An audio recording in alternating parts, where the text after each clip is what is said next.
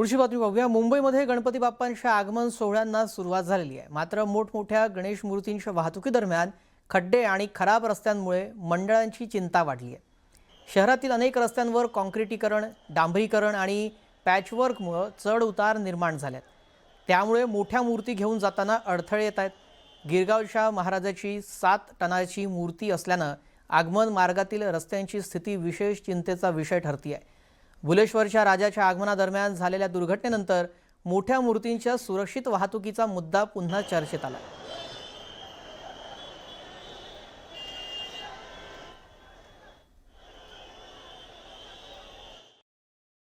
मुंबईत सध्या गणेशोत्सवाची तयारी जोरात सुरू आहे, पण आपल्या बाप्पाच्या आगमनासाठी सज्ज झालेल्या मंडळांसमोर सध्या फक्त खड्डे हा एकमेव त्रास नाहीये, तर या रस्त्यांवरती असणारी असमानता म्हणजेच अनइवन रस्त्यांचा मोठा प्रश्न निर्माण झाला आणि त्याचा त्रास जो आहे तो या मंडळांना होतोय। सध्या मी आहे गिरगाव भागामध्ये। माझ्या मागेच तुम्ही पाहू शकता की हे जे द्वार आहे, प्रवेशद्वार आहे गिरगावच्या राजाचं, त्याच्यामुळे अनेक रस्ते या रस्त्यावरून खरं तर अनेक जे आहेत ते मोठमोठे गणपती जे आहेत ते गिरगावमधले जात असतात।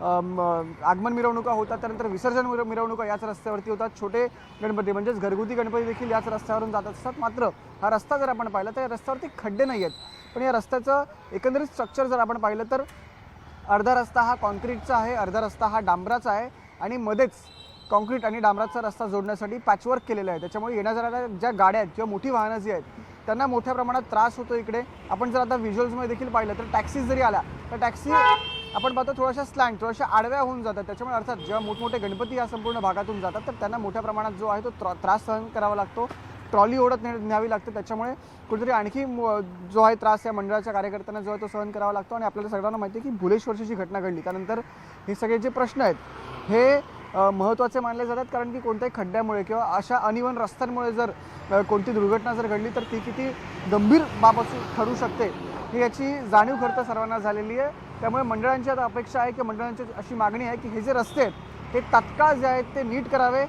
समान करावे। आता या रस्त्यावरती खड्डे नाही आहेत, खड्ड्यांचा मुद्दा इथे नाही आहे, खड्ड्यांसोबतच असमान रस्त्यांचा म्हणजेच अनइवन रोड्सचा हा मुद्दा आहे। त्याच्यामुळे सर्व गणेश मंडळांची किंवा गिरगावमधल्या खास या गणेश मंडळांची मागणी आहे की हे रस्ते जे आहेत ते तात्काळ समान करावेत, प्लेन करावेत, जेणेकरून कोणत्याही प्रकारची दुर्घटना या रस्त्यांवरती जी आहे ती होणार नाही। व्हिडिओ प्रवीण शेट्टींसह मी संकेत वारक, न्यूज 18 मराठी, मुंबई। जेव्हा मी लालबागपासून ते गिरगावपर्यंत आलो तेव्हा फक्त बॅलन्सिंग म्हणजे करण्यासाठी आम्हाला खूप त्रास झाला आणि इतके मध्ये पॅचवर्क होते की एक साईडला म्हणजे मूर्ती आम्हाला इकडनं अशी घेऊन जायची, असे टर्न मारावं लागायचे आणि पूर्ण हँडल त्या ह्याच्यामध्ये पॅचवर्कमध्ये आम्हाला त्रास देत होते।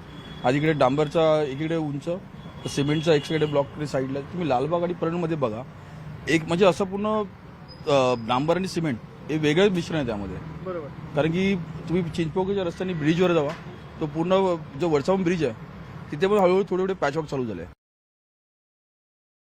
हा रस्ता जो बनवलेला आहे याचे ब्लॉक पण मोठे आहेत।